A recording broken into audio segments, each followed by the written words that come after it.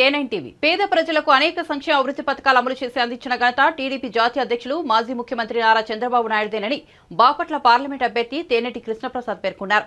ఒంగోలు పరిధిలోని మహాలక్ష్మి ఫంక్షన్ హాల్లో సంతనూతలపాడు అసెంబ్లీ నియోజకవర్గ స్థాయి టీడీపీ జనసేన బీజేపీ పార్టీల విస్తృత సమావేశం రాష్ట్ర పరిశీలకులు అడక స్వాముల అధ్యక్షతన జరిగిన కార్యక్రమానికి హాజరై ఈ సందర్భంగా కృష్ణప్రసాద్ మాట్లాడుతూ మాజీ ముఖ్యమంత్రి చంద్రబాబు పేరు చరిత్రలో నిలిచిపోయే విధంగా అప్పటి ఉమ్మడి ఆంధ్రప్రదేశ్ లో హైటెక్ సిటీ ఏర్పాటు చేసి అనేక పరిశ్రమలు తీసుకొచ్చి ఎంతో మందికి ఉపాధి అవకాశాలు కల్పించి గొప్ప వ్యక్తి అన్నారు. రాజకీయ ఆర్థిక విద్య వైద్య రంగాలలో ప్రజలకు విశిష్ట సేవలు కల్పించి మంచి పాలన అందించిన వ్యక్తి అన్నారు. ఎస్ఎన్పాడు టీడీపీ ఎమ్మెల్యే అభ్యర్థి బిఎన్ విజయ్ కుమార్ మాట్లాడుతూ పేద బడుగు బలహీన వర్గాల ప్రజలకు 6 సూత్రాలు పథకాలు ఖచ్చితంగా అమలు జరగాలన్నా తిరిగి టీడీపీని గెలిపించుకోవాలని అన్నారు. ఈ కార్యక్రమంలో నియోజకవర్గ జనసేన సమన్వయకర్త కందుకూరి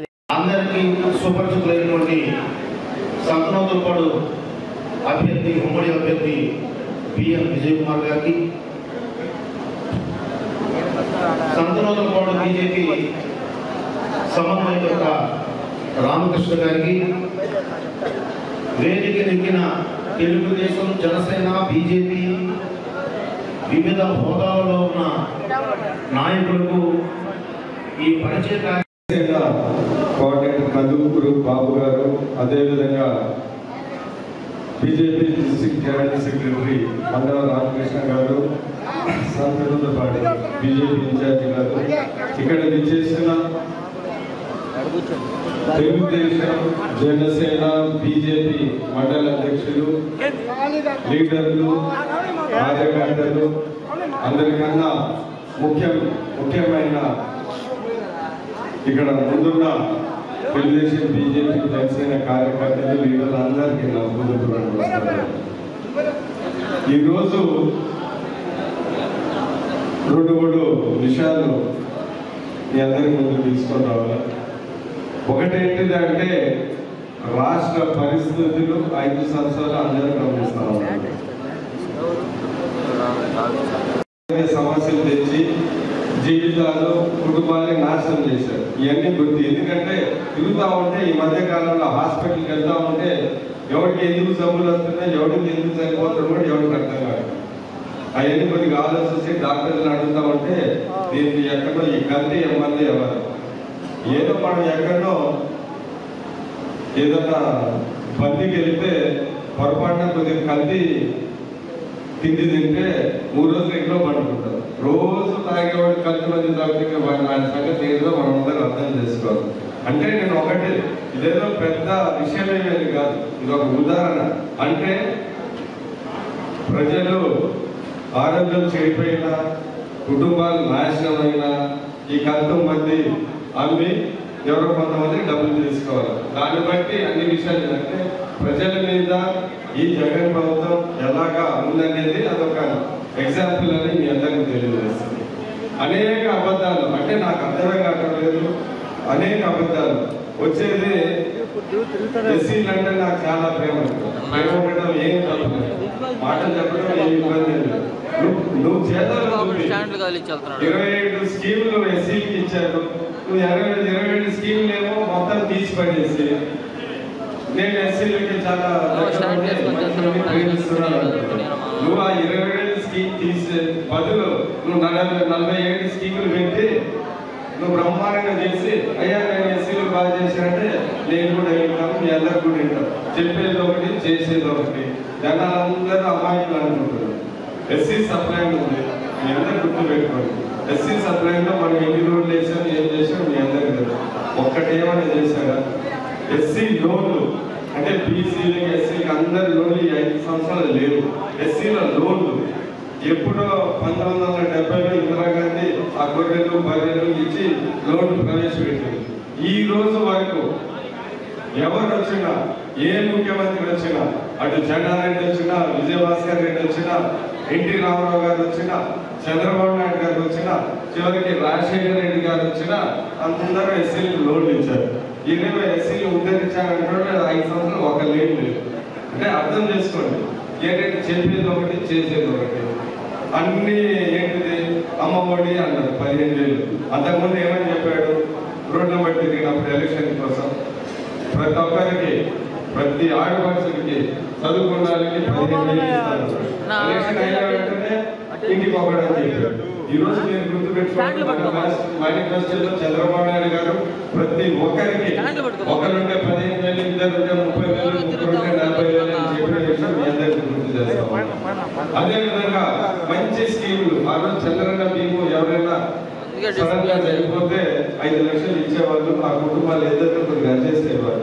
ఆ స్కీమ్ లో ఎత్తులు ఉంటారు. చివరికి ఏమో లాస్ట్ వచ్చినప్పుడు అక్కడెక్కడ ఎదురు దిగించారు. ఈ రోజు చంద్రబాబు నాయుడు గారు అది మంచి స్కీమ్, 10 మందికి ఉపయోగపడుతుంది, మామూలు పేద ప్రజలకి చాలా అవసరమైన స్కీమ్ అని ఈ రోజు అది 10 లక్షలు చేసిన విషయం మీ అందరికి గుర్తు చేస్తాము. అదే పెన్షన్ జగన్మోహన్ రెడ్డి వచ్చినప్పుడు ఏమని చెప్పారు, నేను 2,000, 3,000 చేస్తామన్నారు. సరే, మన అమ్మాయి ప్రజలు ఏమనుకున్నాడు, ఆయన సీఎం అయిపోయిన వెంటనే సంతకం పెట్టి రేపు నుంచి 3,000 చేస్తారని అనుకున్నారు. ఈ రోజు ఏంటంటే ఇప్పుడు 5 సంవత్సరాల తర్వాత చివరిలో 3,000 చేశారు. చంద్రబాబు నాయుడు గారు 4,000 రూపాయలు ఇస్తానన్నాడు. జూన్లో ఆయన ముఖ్యమంత్రిగా ప్రమాణం స్వీకరిస్తూ ఆ నెల నుంచి 4,000 రూపాయలు వస్తుందన్నది నేను అనేది ఏంటంటే గుర్తున్న మాటలు చెప్పడం చాలా ఈజీ. నాకు కూడా అదే ప్రాబ్లం. చేసేది చాలా మంది చెప్పుకోలేదు. ఉత్తర మామూలు వచ్చి 5 ఏళ్ళ ఒకటి వచ్చి అన్ని కబుర్లు చెప్తామంటే వాళ్ళ మాట వినుకుంటారు. మంచి వాళ్ళు అన్ని పనులు చేసిన సంగతి ఉంది. అంటే అది ఏదో మన లోపం అనుకుంటున్నాను. అయినా కానీ ఈసారి 5 సంవత్సరాలు ప్రతి ఒక్కరు వస్తారు. నేను గుర్తు చేస్తాను. ఫస్ట్ 5 సంవత్సరాలు ఒక ఎమ్మెల్యే వచ్చాడు, సురేష్ చెప్పాడు, ఏదో చెప్పాడు, మీ మధ్యలో మంచం మీద పడుకుంటానన్నాడు, మంచం కింద పడుకుంటానన్నాడు, మీకు అన్ని పని చేస్తానన్నాడు. 5 సంవత్సరాల తర్వాత ఏమైందో మీకు తెలుసు. తర్వాత సుధాకర్ బాబు వచ్చాడు, మైక్ పట్టుకొని వాయిస్ పడి వచ్చాడు, మీరందరూ విన్నారు. 5 ఏళ్ళు ఏం జరిగిందో మీ అందరికీ తెలుసు. ఇప్పుడు కొత్త ఆయన వచ్చాడు, మంత్రి, ఎమ్మెల్యే, ఈ మన ఇన్ఛార్జ్ మంత్రి కూడా 3 సంవత్సరాలు ఏదో ఉంటే అన్ని చేసేది. ఇప్పుడు ఎమ్మెల్యే అయిన తర్వాత అది చేస్తాను, ఇది చేస్తాను, నీకు లోటు ఇస్తానంటే 3 ఏళ్ళు ఏం చేసేవాడు అనేది మీకు ఆలోచిస్తుంది. నేను చెప్పేది ఏంటిదంటే చంద్రబాబు నాయుడు గారు మంచి మాట చెప్పారు. అక్కడ ఏమన్నాడు, రేపూర్లో చేస్తే ఇక్కడ ఏమైనా బంగారం అవుతుందా అంటే మనకేమైనా సన్నముద్దలు పడే మన ఫ్యాక్టరీ మీరు గుర్తుపెట్టుకోండి. సో నేననేది ఏంటంటే 5 సంవత్సరాలు 2009 నుంచి ఏదో హైదరాబాద్ లో తిరుగుకుంటా 5 సంవత్సరాల కొడుకుగా సడన్ గా ఏదో మంచికో చెడుకో దిగిన ఎమ్మెల్యేగా. అది మంచితో చెడు తర్వాత తెలుస్తుంది. దిగాము. దిగిన తర్వాత గెలిచినా ఓడిపోయినా నేను మీ మధ్యలో ఉండి నేను సాయం చేసిన విషయం మీ అందరికీ తెలుసు. 5 సంవత్సరాలు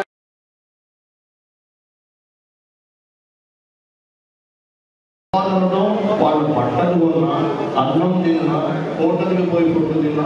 ఈరోజు మీరు హైదరాబాద్ సిటీకి చూడండి, ప్రతి రోజుకు ఒక రెస్టారెంట్, రోజుకు ఒక హోటల్. ఈ పిల్లలందరూ భోజనాలు చేస్తారు. ఈ పిల్లలందరూ ఈ గీతాలు ఉన్న వాళ్ళందరూ పోయి రకరకాల బట్టలు దొరుకుతుంటారు. ఎక్కడ వాళ్ళు డబ్బులు ఖర్చు పెట్టినా జిఎస్టీ దాంట్లో కడతారు. ఆ జిఎస్టీ కంటే ఆ డబ్బు ఎవరు పోతుంది, ట్యాక్స్ ఎవరు పోతుంది. మిత్రుడు మా తమ్ముడు విజయ్ కుమార్ ఎన్ని ఓట్ల మెజారిటీతో గెలుస్తాడు అంటే అక్కడ నుంచి ఒక ఉత్సాహకరమైన ఒక కార్యకర్త ఏమన్నాడు, నీకు ఇచ్చిందా 30,000 అన్నాడు. నేను మళ్ళీ నిన్ను నిలదీశాను, ఈ 30,000 లెక్కనికి ఎక్కడి నుంచి వచ్చింది నేను అడగలుగుతాను. ఎందుకంటే 35 సంవత్సరాలు నేను సర్వీస్ చేసిన ఐపీఎస్ అధికారిని, 35 సంవత్సరాలు సర్వీస్ చేసిన ఐపీఎస్ అధికారిని కేవలం అరిస్తే నినాదాలు ఇస్తే ఓటు రావు బాబు.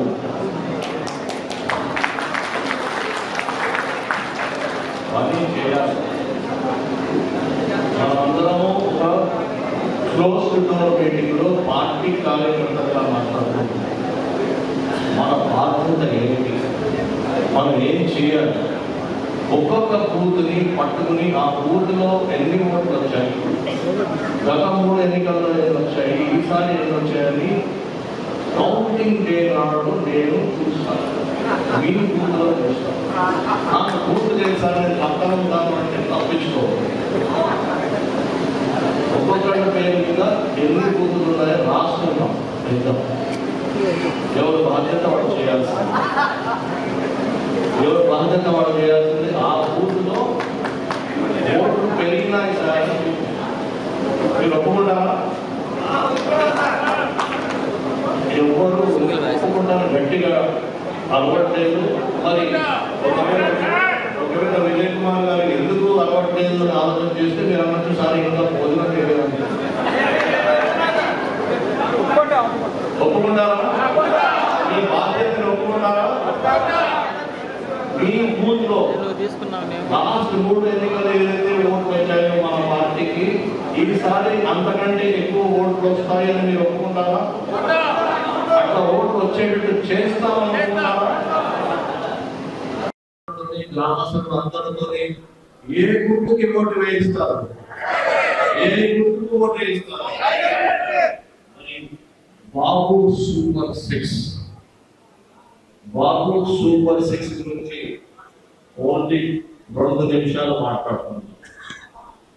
బాబు సూపర్ 6 ఇది మన పార్టీ కార్యకర్తల సమావేశం కాబట్టి ఒక్కసారి ఓపెన్ గా మాట్లాడుతున్నాం, ఫ్రీగా మాట్లాడుతున్నాం.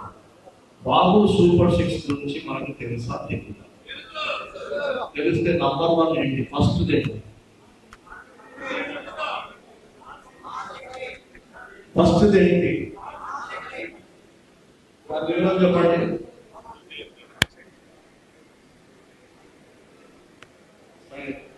రెండవది ఏంటి? మూడవది రైట్, గుడ్. నాలుగవది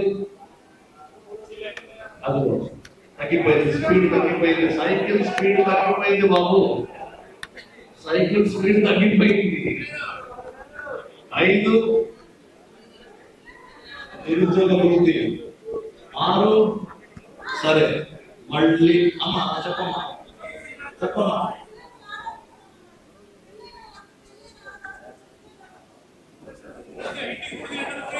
లేదమ్మా, ఆర్టీసీలో ప్రతి మహిళకి ఉచిత ప్రయాణం.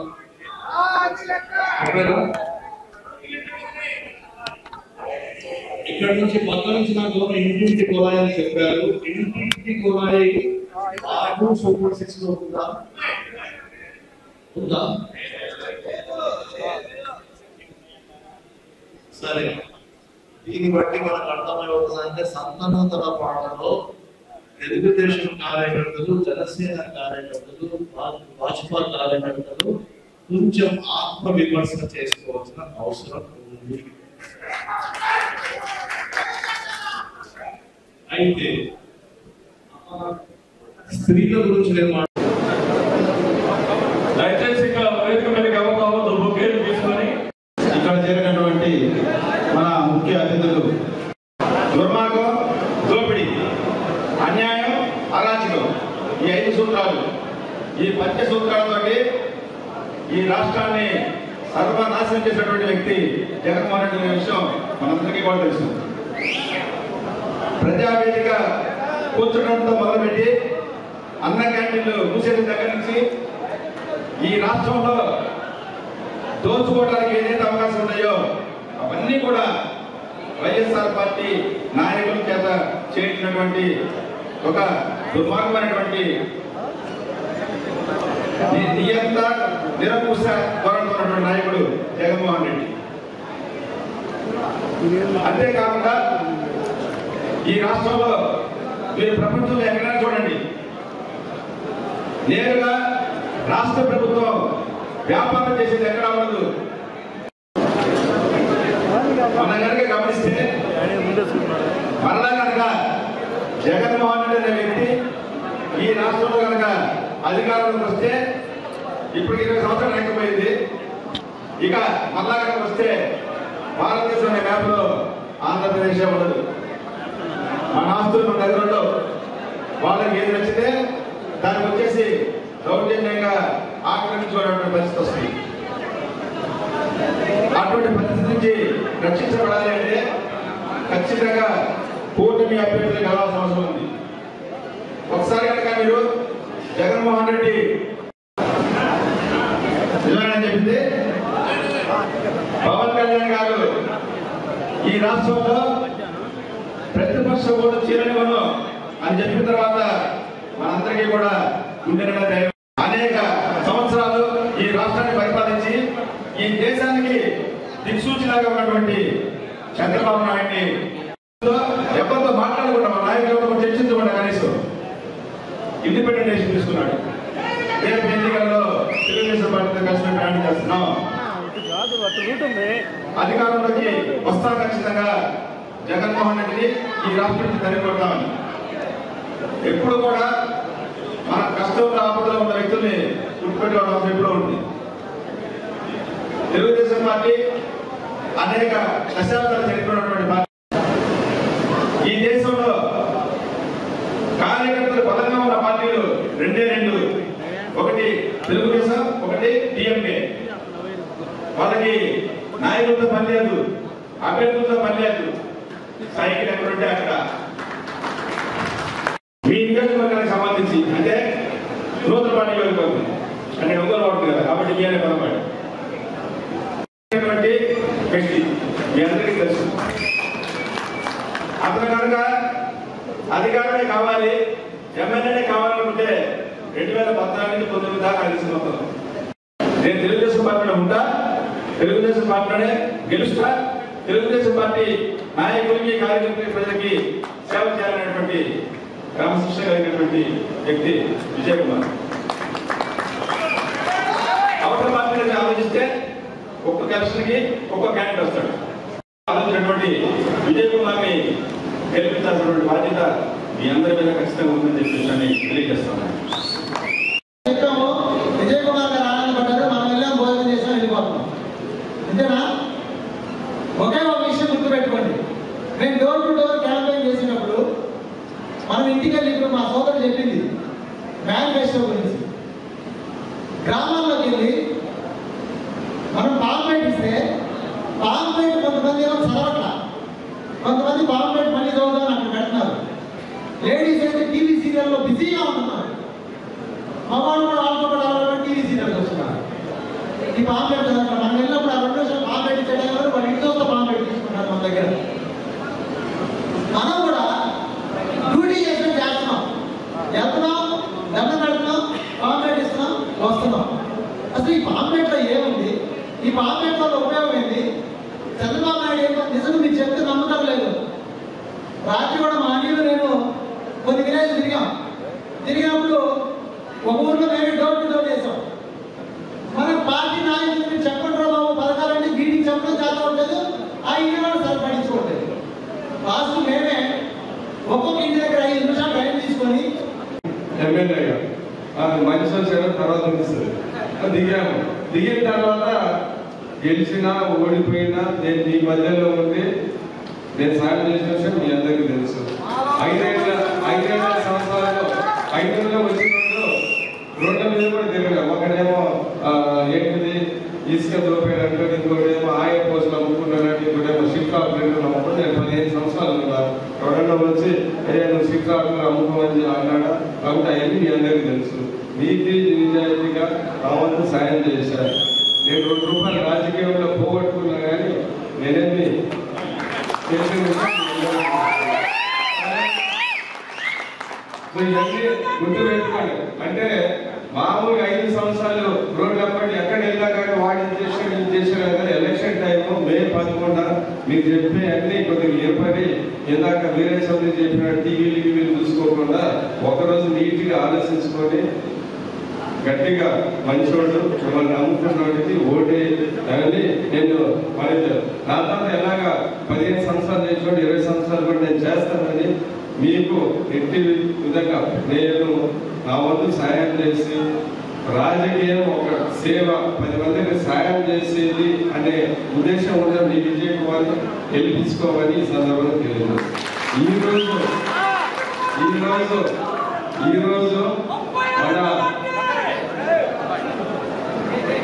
ఈరోజు మన ఎంపీ గారి గురించి మనం చెప్పాలి, టి కృష్ణప్రసాద్ గారు. ఎందుకంటే నాకు ఆయన ఎప్పటి నుంచో తెలుసు, చిన్నప్పటి నుంచి.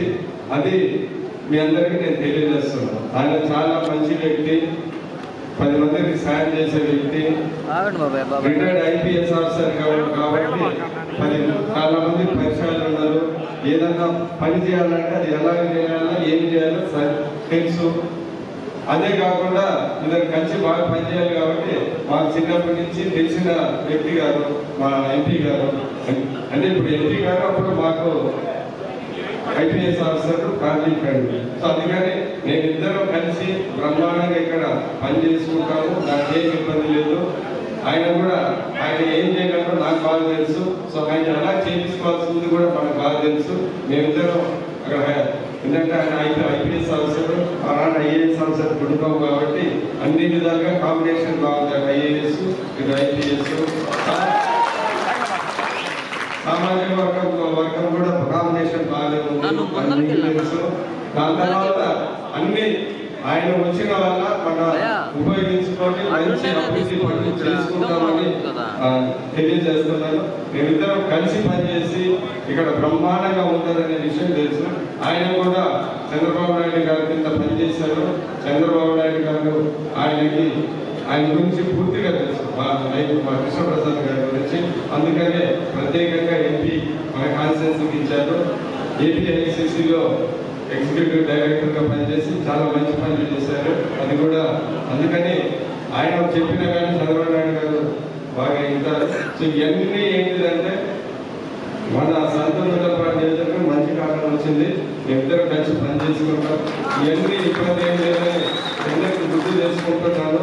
అందుకని నేను ఒకటి ఎంపీ గారిని ముందే అడుగుతున్నాను, ఎలాగ ఎంపీ అయిపోతున్నాడు. అందుకని ముందే అడుగుతున్నా, మా కాన్స్టిట్యున్సీకి ఫస్ట్ ప్రిఫరెన్స్ ఇవ్వాలి. ఎందుకంటే ఫస్ట్ రిజర్వ్డ్ కాన్స్టిట్యున్సీ కాబట్టి ఆ ధర్మం ఉంది. రెండవది ఇది చాలా కష్టమైన కాన్స్టిట్యున్సీ సార్. అందుకని పూర్తి సహకారం ఉండాలి. అందుకని నాకు ఖచ్చితంగా చేస్తాననే నమ్మకము ఉంది. దాని తర్వాత మేము బాగా తెలుసు కాబట్టి అది ఎలాగ పనిచేస్తుందని ఈ సందర్భంగా నేను దగ్గర తెలియజేస్తాను. ఒకటే గుర్తుపెట్టుకోండి, ఈరోజు 5 ఏళ్ళు జగన్ ఈ 6 లక్షలు జరిగింది, ఇసుక 1200 6 ఇవన్నీ చెప్పడం కాదు. ఈ 30 రోజులు కష్టపడి పనిచేయండి. మే 13న వచ్చే ఎలక్షన్లో మీరందరూ ఓట్లు వేసి ఏపించి తెలుగుదేశం ప్రభుత్వాన్ని గెలిపించి ఇటు ఎంపీ గారిని భారీ మెజారిటీతో, ఇటు మీ విజయ్ కుమార్ని భారీ మెజారిటీ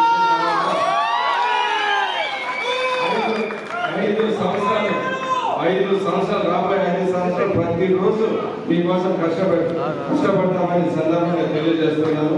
ఇంకొకటి కూడా ఇక్కడ ఉన్నాయి 3 అయినా కానీ చాలా ఇవన్నీ సమయం చేసుకుంటాం.